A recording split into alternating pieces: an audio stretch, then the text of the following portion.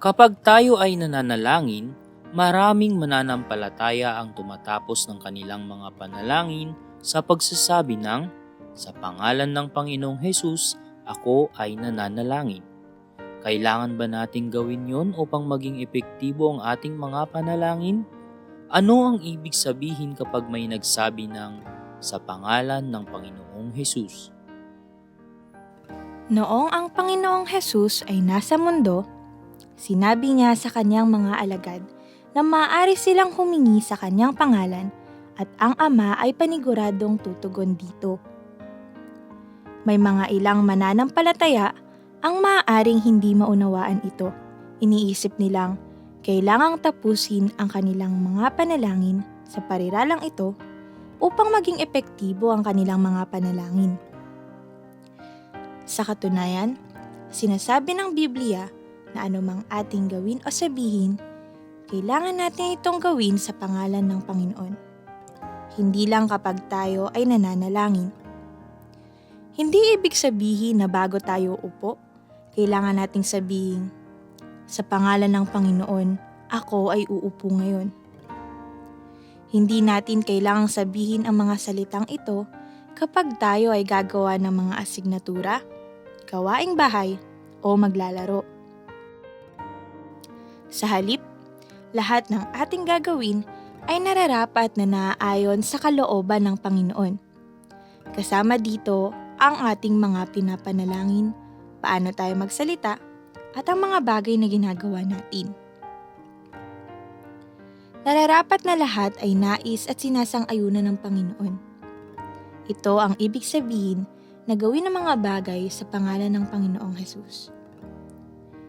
Higit pa roon, mayroon tayong lakas para gawin ito sa pamamagitan ng biyaya ng kanyang kaligtasan. Sa pamamagitan niya, mayroon tayong karapatan na lumapit sa Diyos. Kung hindi tayo magtitiwala sa Panginoon, at kung ang ating pinapanalangin ay hindi nais ng Panginoon, ito ay walang kabuluhan kahit natapusin pa natin ang ating mga panalangin sa pagsasabi ng, "Sa pangalan ng Panginoong Hesus, kami ay nananalangin." Pag-isipan mo ito. Paano kung may nanalangin ng, "O Panginoon, tulungan mo akong makanakaw ng hindi nahuhuli. Sa pangalan ng Panginoong Hesus, ako ay nananalangin." Hindi ba ito katawa-tawa? Sasagutin ba ng Panginoon ang ganitong panalangin? Sa buong araw, maaari tayong manalangin ng maraming beses. Sinasabi ng Biblia sa atin na manalangin ng walang patid. Ibig bang sabihin na kailangan nating sabihin ng paulit-ulit ang, "Sa pangalan ng Panginoong Hesus, ako ay nananalangin"? Naisin ng Diyos na lagi tayong mamuhay sa Kanya at isipin na Siya ay nasa atin. Ang kailangan nating gawin ay ilagak ang ating mga puso sa Kanya, magkaroon ng tuloy-tuloy na pakikipag-usap sa Kanya at sumunod sa Kanya. At matatanggap natin ang Kanyang mga pagpapala. Kapag tayo ay mamumuhay ng ganito, isinasapamuhay natin ang buhay na nasa pangalan ng Panginoong Hesus.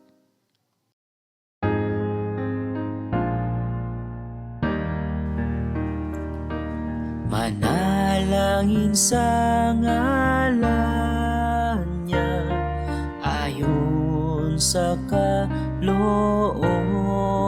niya. Luwalhatiin siya, pagpalain natin ng marami. Magsalita sa ngalan niya ng mga pasasalamat. Luwalhatiin siya, pagpalain natin ng marami. Gumawa sa ngalan niya, mahalin ng Diyos at tao. Luwalhatiin siya, pagpalain natin